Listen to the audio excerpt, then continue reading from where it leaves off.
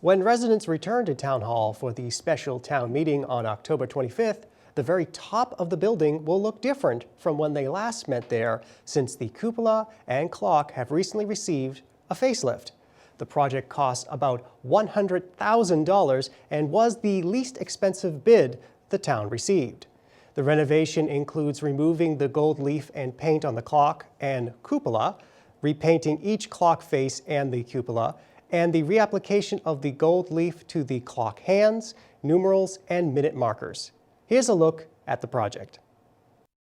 There was a lot of work done about 10 years ago when they restored Town Hall. They renovated Town Hall, and the clock itself and the cupola was renovated. So a couple of years ago, I noticed that it was deteriorating, and I talked about putting it into the capital plan. We finally got to execute that. We are currently finishing up with the restoration of the clock face and the cupola. The renovation in 2010 used a smalt paint finish, which has broken cobalt glass in it. This increases the reflectivity and durability of the paint. But the previous application did not last as long as expected.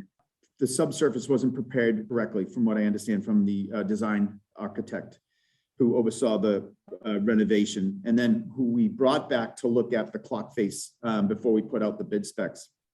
He said it just looks like they didn't treat the subsurface correctly, and so the paint failed prematurely.